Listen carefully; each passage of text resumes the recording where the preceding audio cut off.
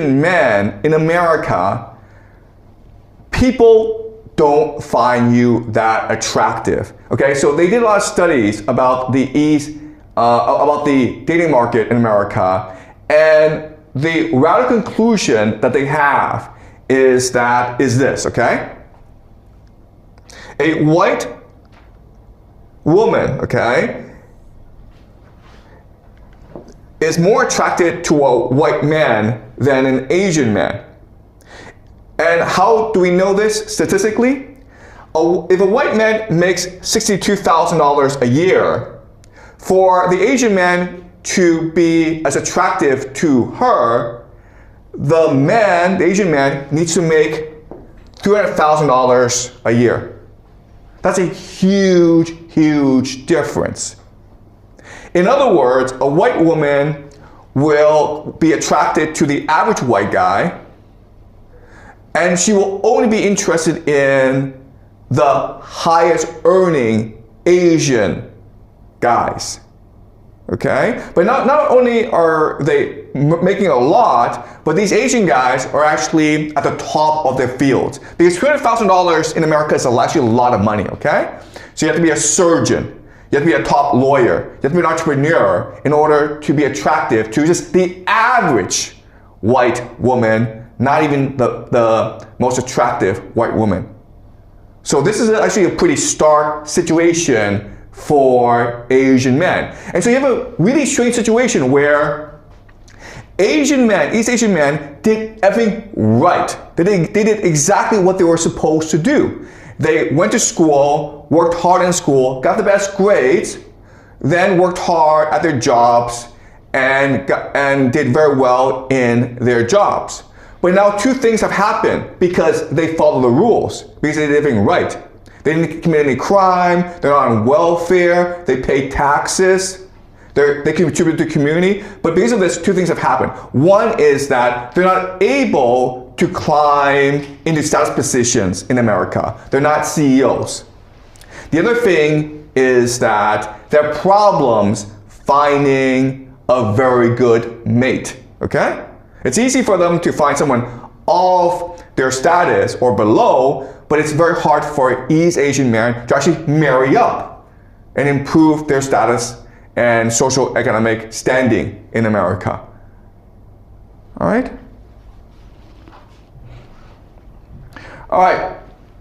So this leads us to a very, very stark disparity, right? So let's look at this, guys. You have East Asian men,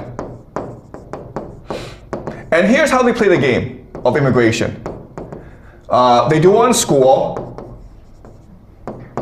Okay, they have good jobs, employment, yes. They have, they're not on welfare, okay. They don't go to jail, okay. And then you look at other minorities, okay. Specifically Hispanic, Black, and Muslim, okay. Well, they don't do as well in school, okay. They don't make as much as East Asian men. They're more likely to be on welfare, and they're more likely to go in jail, okay? All right? So you would think that East Asian men will ultimately triumph in the end. But what is really disconcerting is that, according to game theory, East Asian men are playing the game wrong. Whereas these other groups, these Hispanics, these Blacks, these Muslim groups, they are much more likely to win the game. Okay? So how can we explain this? And the explanation is actually pretty straightforward, but it's actually very disconcerting or very disturbing. The answer is, if someone invites you to play his game, don't agree to play by the rules, because the game is set up so that you will lose. Otherwise, why would he invite you? Think of a casino, right? A casino is like, please come in and play our game. Do you think the casino is fair? If the casino were fair, the casino would go bankrupt, right? The casino is set up so that you have to lose. Otherwise, they go out of business. The same thing with immigration. If a nation like the United States is inviting you into their nation and you play by their rules, you will always lose. Okay? And this is what's happening to East Asian men, where they go to the United States, they play by the rules, and they'll never climb into status positions, and their woman will be married off to white men. The most attractive of all Asian women will be married off to white guys. Whereas East Asian guys will make their money and then stay at home and play video games all the time. Okay? The game is rigged. So the only logical strategy, according to game theory, to this situation is to break the game, cheat, okay? And that's what the other minorities are doing.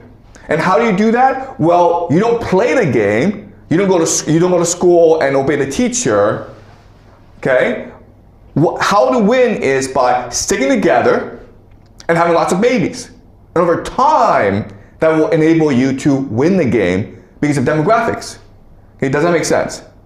You're much better off not going to school, being poor, but staying together, being cohesive, and having lots of babies, rather than going to school, getting a good job, doing everything you've been told to do, because ultimately, your energy will be stolen from you because of the rules of the game. Okay, does that make sense, guys? All right? All right. So again, immigration is very important because all in the world, poor people are going to rich countries to seek better opportunities, right? So it's really North America, primarily the United States, Canada, the United States. Then you have Australia, New Zealand, and Europe, okay? And countries that are going to these places are China, East Asia, basically. And you have the Latinos, the Africans, Middle East, okay? All right? And again, you have a situation where East Asians are much more likely to go and conform, but then you have other groups that go and refuse to conform. And as I mentioned, from a game theory perspective, it is better in the long term for you as a person not to conform, not to play the rules of the game, than to actually play by the rules of the game. I know it sounds weird, okay? But according to game theory, that's the best outcome for you, all right? So, an example is in Europe, okay? In Europe, they have a huge Muslim problem. These Muslims are less likely to integrate. They don't do very well in school, but they will claim welfare. They will have lots and lots of babies, which is a drain on the economy of these nations. And what this means is that in the year 2050, okay, in the year 2050, this is what's going to happen. In Sweden, 1/5 of the population will be Muslim. In the UK, 17%. In France, 17%. In Germany, 11%. In Italy, it'll be 12%, okay? So it seems as though there's a population replacement going on. But not only that, but because Muslims are much more likely to have more children than Europeans, the populations that are Muslim will be younger, more energetic. Whereas the Europeans will be much more old, they'll likely be retired. So if this trend continues, then Europe will eventually be taken over by the Muslim minority. Okay? And so the Muslims, they don't do well in school, and they don't make that much money, but look at their advantages, okay? First of all, they are cohesive, okay, because of their religion, okay? They are energetic because you're young, okay? And they're united because, quite honestly, the Europeans don't really like them. They are an outcast. They're considered an enemy by the Europeans.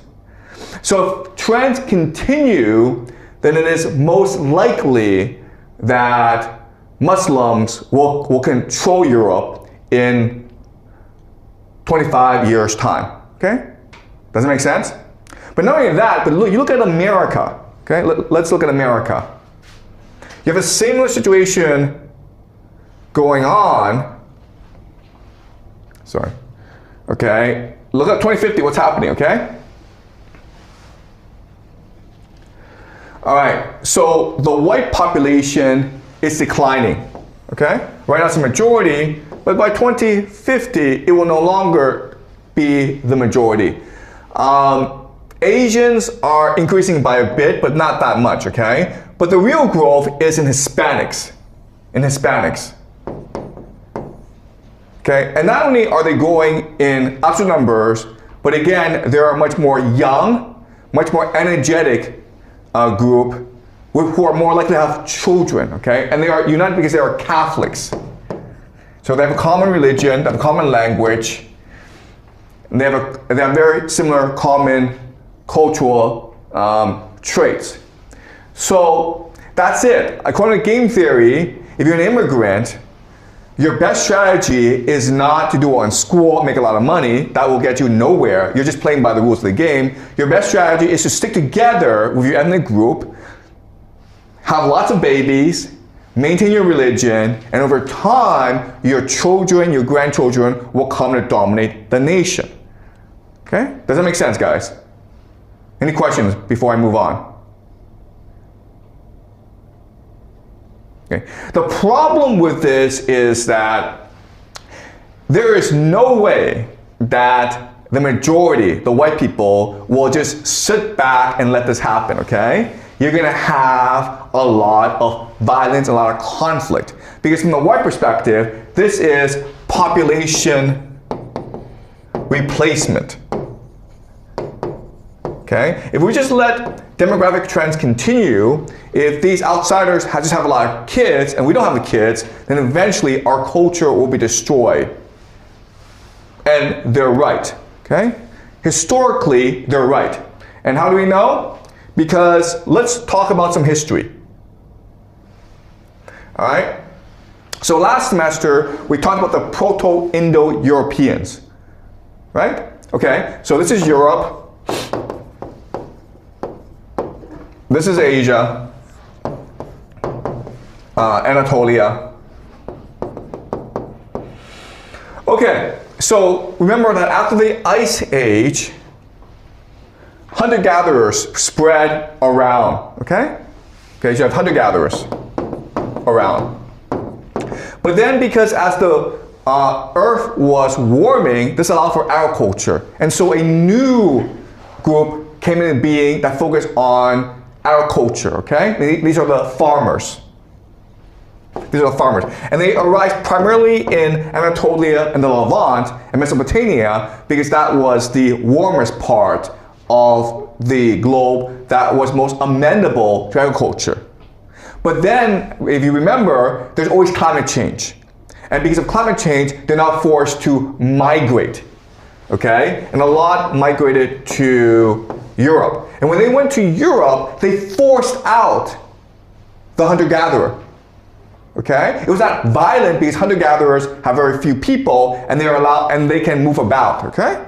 But eventually what happened is that the farmers were able to